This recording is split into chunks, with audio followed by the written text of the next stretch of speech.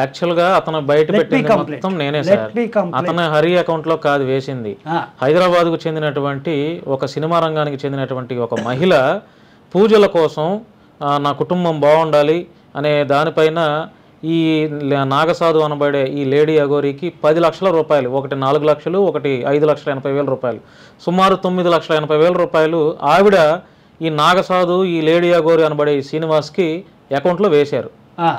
9,80,000. ఈ 9,80,000 తీసుకున్నది కాకుండా ఈ శ్రీనివాస్ అనే వ్యక్తి ఆవిడని మరింతగా బెదిరించడం, నా కారులో తల్వార్స్ ఉన్నాయి, నా కారులో గన్ ఉంది, నీ మీద శుద్ర పూజలు చేస్తాను, చేతపడి చేస్తాను, నీ కుటుంబం నాశనం అవుతుంది, నాకు మరొక 5 లక్షలు కావాలని ఆవిడని చాలా బెదిరింపులు చర్యలు చేస్తే ఆవిడ తట్టుకోలేక, అరే ఏంటి నేను 10 లక్షలు దాదాపు ఇచ్చాను, పూజలు చేస్తాను అన్నాడు, ఇతని క్యారెక్టర్ ఇలాగుంది అని చెప్పి నన్నే ఆధారాలు ఉన్నప్పుడు లెట్ మీ కంప్లీట్. అలాంటి ఆధారాలు ఉన్నప్పుడు ఆమె చూపించాల్సింది వీడియోలో కాదండి,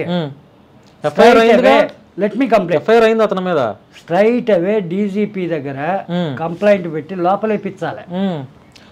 అతను ఇలాగే బిహేవ్ చేస్తే నేనే లోపలేపిస్తానండి, అందులో డౌటే లేదు.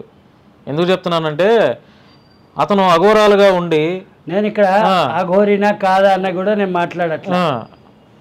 ఏ వ్యక్తి కూడా సరే అఘోరా తీసేస్తే ఏ వ్యక్తి అయినా కూడా మనకి ప్రజాస్వామ్యంలో ప్రజలకి రక్షక భటులుగా ఉన్నటువంటి పోలీస్ వారిని ఇష్టం వచ్చినట్టు అమ్మ నా బూతులు తిడుతున్నాడు ఈ శ్రీనివాస్ అనే వ్యక్తి అలియాస్ అఘోరా.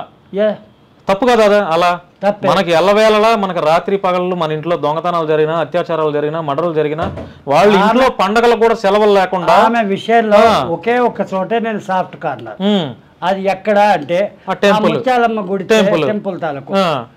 ఆ తర్వాత అంటే శంషాబాద్లో హనుమాన్ ఆలయం, అక్కడ నవగ్రహాలని కూల్చివేయటం, ఇంకో దగ్గర ఇంకోటి కూల్చివేయడం, ఇంతటి ఘోరంగా జరుగుతుంటే కూడా మన హిందువులు ఏం చేస్తున్నారు?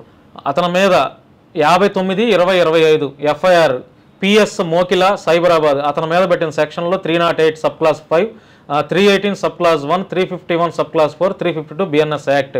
అకార్డింగ్ టు యువర్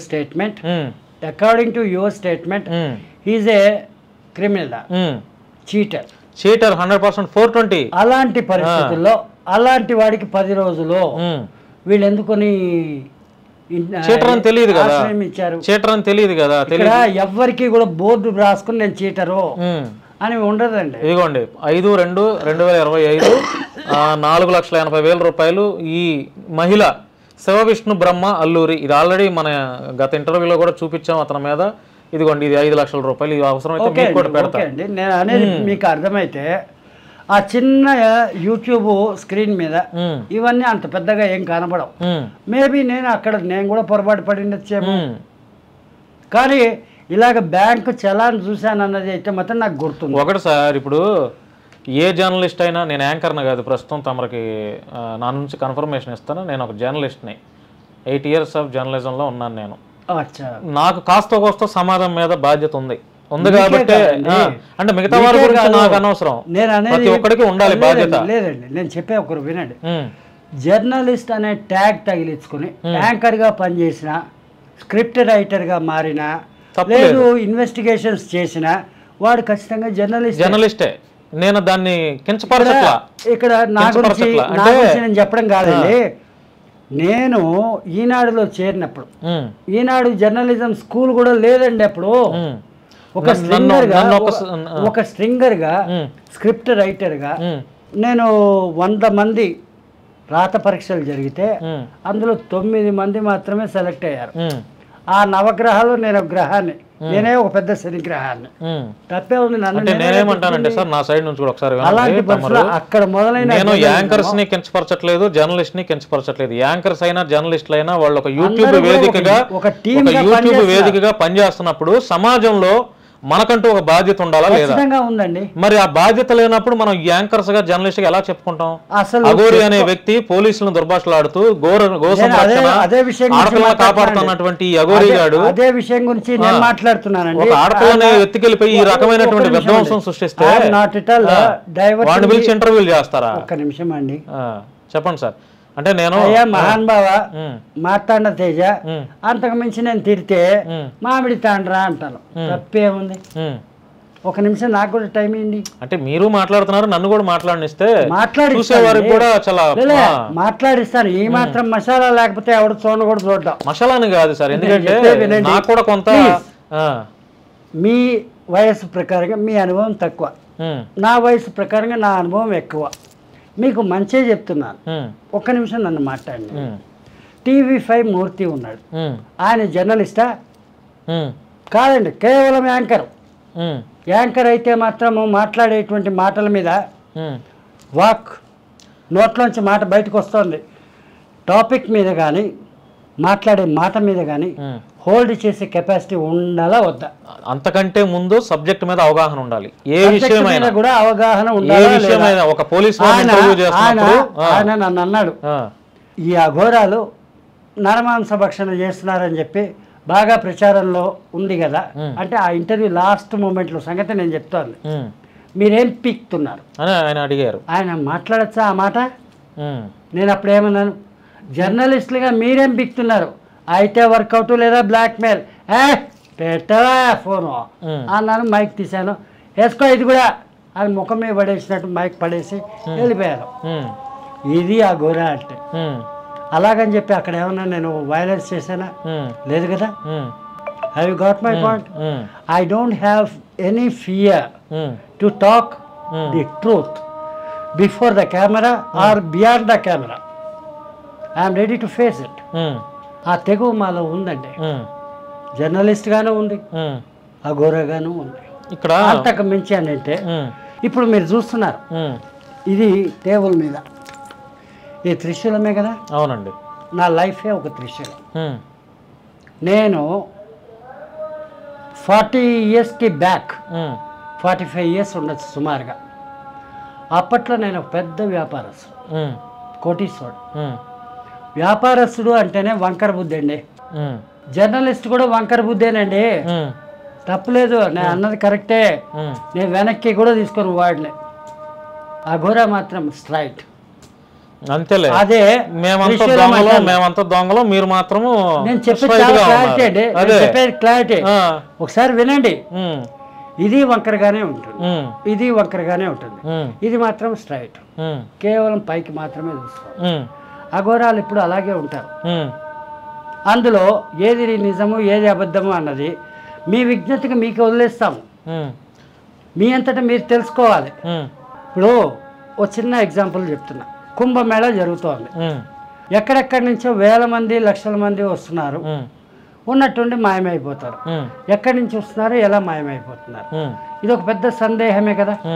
ఇదే విషయాన్ని పదే పదే రిలే చేస్తూ లేని గొప్పతనాన్ని ఈ అఘోరాలకి అంటగడుతోంది ఎవరు? ఇదే మీడియా కదా. నిజానికి ఎలాగా వెళ్తారు, ఎలా వస్తారు, దాని గురించి కూడా నేను చాలా క్లియర్గా చెప్పిన నా ఇంటర్వ్యూలో. ఎలాగా అంటే, నేను ఇప్పుడు విజయవాడ అయితే హైదరాబాద్లో ఉన్నా. ట్రైన్లో వెళ్తానండి, సేమ్ ఇలాగే వెళ్తా. అక్కడ మాకు అఖాడాల తలకు గుడారాలు అనేవి ఉంటాయి. ఆడికి వెళ్తాం. ఈ సామాను, ఈ బట్టలు, ఈ లగేజ్ ఆడ పెట్టేస్తాం. షాహీ స్నానం అంటే ఎన్ని గంటలకు మొదలవుతుంది? తెల్లవారి 3 నుంచి 5-5:30 లోపల ముగిసిపోతుంది చీకట్లు. ఆ టైంలో నగ్నంగా తిరుగుతున్నాం. ఎవడు చూసి వచ్చాడండి? నెంబర్ 1. అదే ఎండకు కూడా దాటిన తర్వాత ఇలాగే నగ్నంగా తిరిగామే అనుకోండి, ఓకే, నో ప్రాబ్లం. ఎందుకు నగ్నంగా తిరుగుతాము అని అంటే, బట్టలు కానీ ఇంకొక లగేజ్ కానీ ఏదైనా ఉంటాయనుకోండి, భక్తితోటి ఆ గంగలో మునిగి వచ్చేంత వరకు వాడి మనసు స్థిరంగా ఉంటుందా? నా చెప్పులు ఎక్కడ పోయినాయో, నా బట్టలు ఏమైపోయినాయో, నా వస్తువులు ఏమైపోయినాయో, నా బ్యాగేజ్ ఏమైపోయిందో, ఈ యొక్క సందేహంతోనే జీవితం అంతా గడుపుతాడు. అందుకని ఏం చేస్తాడు? అఖాడాల తాలూకు గుడారాల్లో అన్నీ వదిలేసి నగ్నంగా బయటకు వస్తాడు. మళ్ళీ అయిపోయింది, మళ్ళీ ఎవరెళ్ళకు వాళ్ళు వెళ్ళాలిగా. అదే అఖాడాలకు వెళ్తారు, అదే లగేజ్ సర్దుకుంటారు, గుడ్డలు వేసుకునే పోతారు. ఏమీ లేదు అన్నా కనీసంగా కాషాయం తాలూకు టవలైనా కట్టుకుని పోతారండి. అంతేగాని ఎవరు నగ్నంగా ఏమీ తిరగరు. ఇది క్లారిటీ. ఎన్నో కుంభమేళాలకు వెళ్ళినటువంటి ఆ అనుభవంతో నేను చెప్పినటువంటి మాట అది. ఇది కూడా తప్పంటారా? చెప్పండి సార్. ఇప్పుడు ఇంతవరకు ఈ జర్నీలో అంటే ఈ ఇంటర్వ్యూలో ఆల్మోస్ట్ మీరే మాట్లాడుతున్నారు. నేను సొసైటీకి మీ ద్వారా అఘోరా అనే వర్డ్ కాసేపు పక్కన పెడితే ఒక 73 సంవత్సరాల జీవితాన్ని చూసినటువంటి ఒక వ్యక్తిగా ఇప్పుడు నేను మాట్లాడతాను. అఘోరా అనేది కాసేపు పక్కన పెడితే సమాజంలో జరిగే ప్రతి విషయాలపైన కొన్ని విషయాలపైన నా నుండి కొన్ని ప్రశ్నలు అడుగుతాను. అది బాధ్యతగా, ఎందుకంటే మనం నా ఇంటర్వ్యూ షేర్ చూసుకున్నా కూడా ఎక్కడ గలీజ్ ఉండవండి. ఒక మెసేజ్ ఓరియంటెడ్ గానే ఉంటాయి నా ఇంటర్వ్యూస్ అన్ని. నేను కూడా టీవీ అనగానే ఆల్మోస్ట్ చూశాను మీ ఇంటర్వ్యూలో. నాకు హీఈస్ ద రైట్ పర్సన్ అనేటువంటి ఒపీనియన్ కలగబట్టే యాక్చువల్గా నేను రావడమైనా జరిగింది. సో అంటే మీ 100 వీడియోస్ 1000 వీడియోస్ ఇంటర్వ్యూస్ ఉన్నాయి, మీ గురించి అన్ని తెలుసు, ప్రజలు మొత్తానికి తెలుసారు. కానీ మనం ఆ ఇంటర్వ్యూస్లోనే లేకపోతే మీ గురించి అవే మాట్లాడకుండా ప్రస్తుతం జరిగే సమాజంలో కొన్ని విషయాలపైన మనం కాసేపు మాట్లాడితే బెటర్ అనేది నా ఫీలింగ్ సార్. సార్, ఇప్పుడు సోషల్ మీడియా ప్రభావం మన తెలుగు రాష్ట్రాల్లో కాదు చాలా ఎక్కువ అయిపోయింది సార్. సోషల్ మీడియాలో ఒక ఆడపిల్లలు లేదంటే ఒక పెళ్ళైన వారు భర్తలకి చూపించాల్సినటువంటి అందాలని, లేదంటే ఆడపిల్లలు కూడా బరిదేగించేసి ఆ వీడియోస్ నా ఫ్యామిలీ చూస్తారు, నా తల్లిదండ్రులు చూస్తారు, నా తమ్ముళ్ళు చూస్తారు అనేది కూడా లేకుండా చాలా అర్ధనగ్నంగా బిహేవ్ చేస్తున్నారండి. ఈ సోషల్ మీడియా మీద మీకు ఉన్నటువంటి అభిప్రాయం, మీ ఒపీనియన్ ఏంటి? సోషల్ మీడియా మీద కాదండి, జనాల మీద ఉండే ఒపీనియన్ చెప్తాను, దాన్ని బట్టి మీకు అన్నీ అర్థమైపోతుంది. ఇప్పుడు కొత్తగా మన భారత ట్రెడిషన్ అనేది ఉంది, సంస్కృతి, చీర, బొట్టు, పైట, లంగా, ఓణి, ఇవన్నీ కూడా మన ఇండియన్ ట్రెడిషన్ అండి. నార్త్ ఇండియాకి వెళ్తే పంజాబీ డ్రెస్ అంటారు, అది కూడా ఇండియన్ ట్రెడిషన్కి సంబంధించింది. ఈ లెగ్గీలు ఎక్కడి నుంచి వచ్చాయండి కొత్తగా నాకు తెలియగడతాను. వాళ్ళు స్కూటర్లో పోతా అంటారు, వాళ్ళ అంగాంగ ప్రదర్శన రోడ్డు మీద జరుగుతుందా లేదా? ఇదే మాటని నేను అడిగిన సందర్భంగా మోజో టీవీ రేవతి ఎగ్గిరి మీద పడినంత పని చేసింది. ఇక్కడ మన డ్రెస్ మీదనే మన లైఫ్ ఆధారపడింది. ఆ క్యారెక్టర్ నిర్ణయం కూడా ఆ డ్రెస్ని బట్టే ఉంటుంది. వాటిని బట్టే పరోక్షంగా అత్యాచారాలకి జరుగుతున్నాయి. అలాంటప్పుడు ఆ డ్రెస్ అంత విపరీతంగా సెక్సీగా ఉంది కాబట్టి మగవాళ్ళందరూ కూడా మానభంగాలు చేయాలని రూలా లేదుగా. కానీ చీ చీ చీ చీ చీ చీ అని నాలాంటి ముసలోడు అయితే అనుకుని పోతుంటాడు. వయసులో ఉన్నవాడు అరే ఒక్కసారి దీన్ని వేస్తే బాగుంటుందిరా అనుకోడా. అలాంటి పరిస్థితిలో ఎందుకు ఈ ఆడవాళ్ళు బిహేవ్ చేస్తున్నారు? ఇవి కూడా మనము సీసీటీవీలో కానీ లేకపోతే ఈ జెమినీ టీవీ కానీ, జెమినీ టీవీ అండి సీరియళ్ళు, ఈ టీవీ కానివ్వండి, అంతమించి జబర్దస్త్ కానివ్వండి, ఇలాంటి అనేక ప్రోగ్రాముల్లో ఆ డ్రెస్సులను అలాగే ఎందుకు ఎక్స్పోజ్ చేస్తున్నారు? తప్పు కదా? కొంచెమైనా సిగ్గు అనిపించట్లేదా ఈ మీడియాలకి? Of course this is my personal opinion. ఎవరిని నేను కించపరచడానికి మాట్లాడింది కాదు, మీరు అడిగారు కాబట్టి నేను ఇది మాట్లాడాను, లేకపోతే నేను మాట్లాడాల్సిన సబ్జెక్టే కాదు ఇది.